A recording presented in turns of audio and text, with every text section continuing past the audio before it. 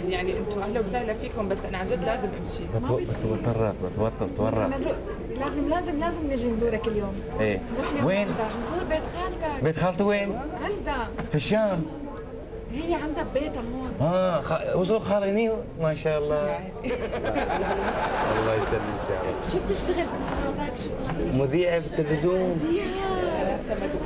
سما دبي. نعم. حلو قولي لي مشان نشوفك على التلفزيون. خلص ولا يهمك. مشان اقول لك هي بنت خالته لخطيبي. مين اللي بيدفع القروش؟ وبدفع بنت خالتي. يا ريت والله تدفعي القروش. هلا سلفا؟ قبل ما ينزل قبل ما ينزل المطعم نظامه كده. شلون هيك؟ تدفعي القروش وبعد كده نجيب الطلبات. تاخذوا رهن ليسن؟ ما داير اي حاجه، القروش بس اديني القروش 423. حاسبي عن تورط، ما دام عزمتينا حاسبي. تاخذوا فيزا ده شو الو؟ والله داير اشوفها بتشتغل ولا لا؟ وبعدين يعني عشوة بس عشان الله عشان تقولي هي عشان بس انشغال. يعني ترى ما تعرف ربستنا الاماراتيه. زين بس خلاص يعني ما اقدر اتحمل، يعني ما بحب كذب. كذبه بيضاء كذبه بيضاء يعني اصلا ما يهمك.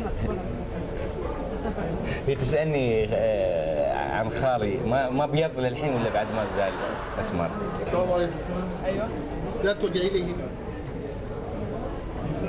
طب نزلوا الاكل اخذتوا ايوه فيزا. ايه لقينا مين يعطينا 500 درهم مشان الصالون. بس ترجعي لي ده 1400 صالون مناكير ومداكير وبشاكير كلنا محتاجين. صرف ولا 500 بالله؟ لا معلش بنت خالتي مالك غريبة. لا شو اسحب لا 1400 معلش مالك غريبة. انا بدي اقوم امشي. لا والله لا ما في مجال يعني. بنبيع الموبايل. لينا وما بعرف مين، لا ابن خالتي ولا بعرفه، واجا سالني على صالون شارك عشان تعملي شارك ودليته عليه، وهي يعني لحظة رينا هي تعرفي قالت لي على حقيقتها. لا حقيقتها هي اي حقيقه وما هي اعطيني قالت التليفون. هاي خطيتك مو حلوة يعني قشرة شو عم تحكي انت؟ عليها ونحن نتزوج هيك قالت.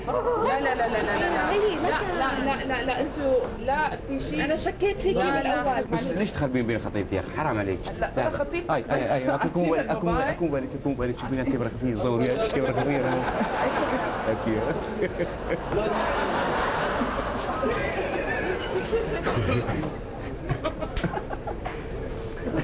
تعالي شوف مكانك. شو عملت فيكم انتوا الجوز؟